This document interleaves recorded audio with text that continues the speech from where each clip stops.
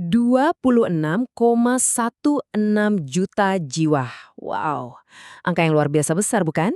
Berdasarkan data tahun 2022, itu adalah jumlah penduduk kita di Indonesia yang masih terperangkap dalam kemiskinan.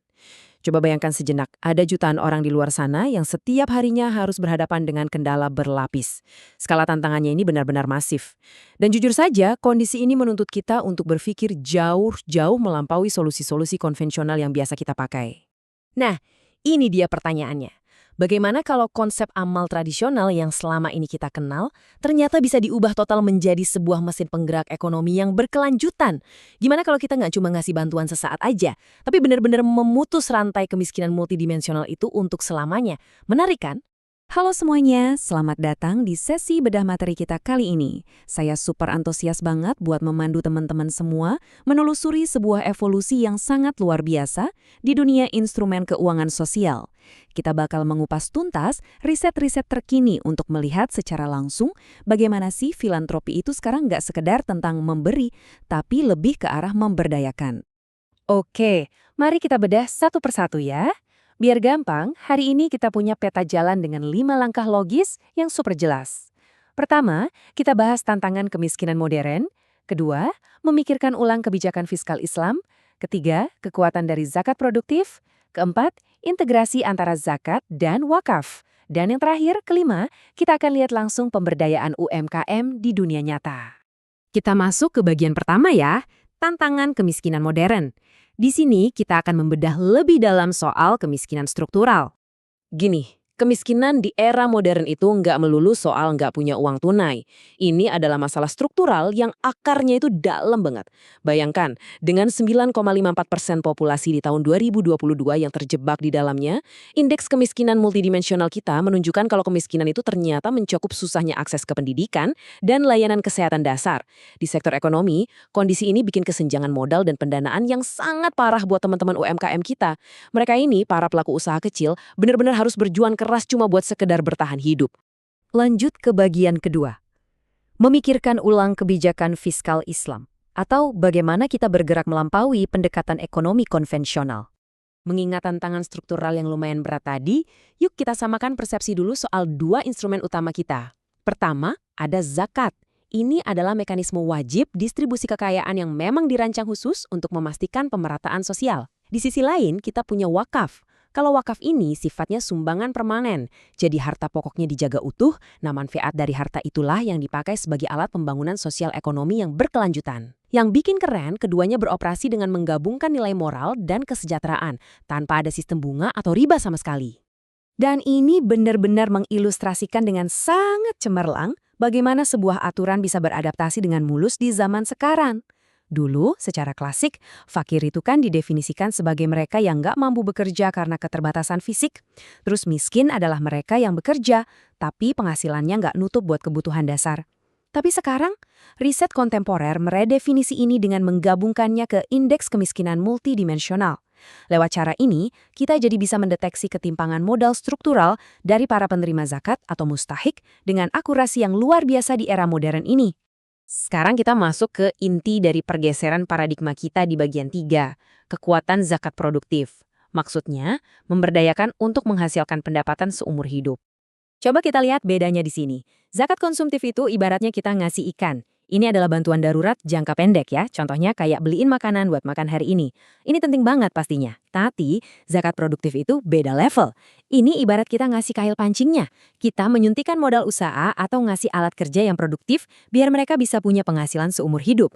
Tujuan akhirnya luar biasa banget. Kita ingin mengubah mereka yang hari ini menjadi penerima zakat, berbalik menjadi orang yang membayar zakat di masa depan. Keren banget kan? Anda mungkin mikir, wah ini pasti ide ala-ala startup ekonomi zaman now ya. Ternyata enggak loh. Usut punya usut, Khalifah Umar bin Khattab itu udah melakukan hal yang super revolusioner di zamannya. Beliau menyalurkan zakat dalam bentuk aset modal produktif, seperti unta. Unta loh. Di masa itu unta bisa dibilang kayak kendaraan niaga yang paling canggih. Tujuannya apa? Supaya kaum miskin bisa membangun bisnis mereka sendiri dan akhirnya mandiri secara berkelanjutan. Jadi akar sejarahnya itu kuat banget. Lanjut ke bagian 4.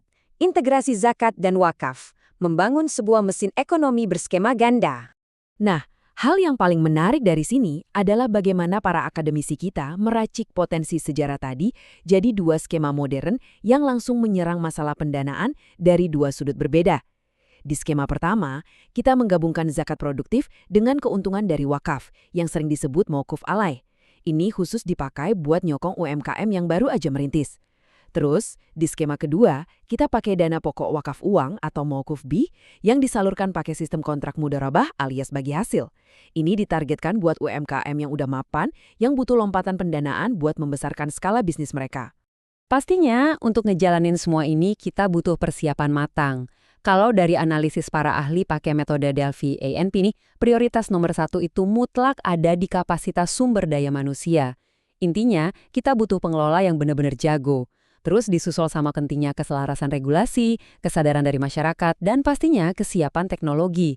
Riset juga nekenin banget nih, sebelum kita melompat ke kolaborasi antar institusi yang macam-macam, harmonisasi antara manajemen zakat dan wakaf di dalam satu lembaga itu sendiri harus dibikin super solid dulu. Sampailah kita di bagian 5, pemberdayaan UMKM di dunia nyata. Kita akan lihat langsung studi kasus dari Basnas Polewali Mandar. Teori-teori makroekonomi tadi emang kedengarannya canggih dan memukau ya. Tapi, apakah beneran jalan kalau diterapin di dunia nyata? Jawabannya ada di riset empiris dari jurnal Pekabata ini.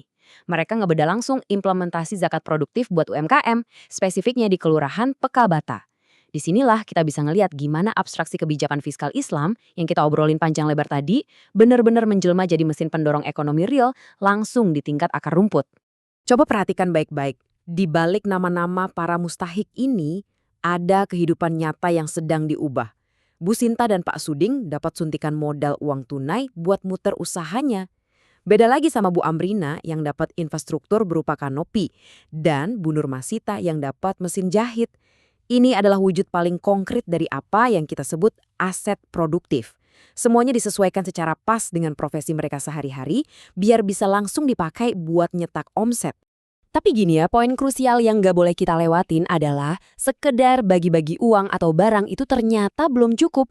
Studi ini benar-benar mewanti-wanti kita kalau pendampingan dan pembinaan itu super penting. Kalau nggak ada bimbingan bisnis yang intens, modal kerja ini gampang banget tersedot atau habis lagi buat kebutuhan konsumtif sehari-hari. Jadi pendampingan ini tuh ibarat bumbu rahasia yang bikin usaha mereka benar-benar bisa tumbuh, kuat, dan pastinya mandiri. Nah, kita udah lihat sendiri buktinya kan, dari mulai konsep teori bersejarah di zaman Khalifah Umar sampai ke ganggang nyata di Kelurahan Pekabata, zakat produktif benar-benar terbukti ampuh jadi mesin ekonomi yang luar biasa. Jadi, pertanyaan besar buat kita semua sekarang, bagaimana sih caranya masyarakat atau komunitas Anda sendiri bisa mulai merombak total cara kita mendistribusikan kekayaan? Gimana caranya supaya kita bisa ngebangun sebuah mesin pemberdayaan yang kuat dan berkelanjutan dan bukan cuma sekedar ngasih donasi sementara yang habis terpakai? Yuk, jadikan ini bahan renungan. Teruslah mengeksplorasi ide-ide baru dan sampai jumpa di sesi bedah materi kita yang selanjutnya.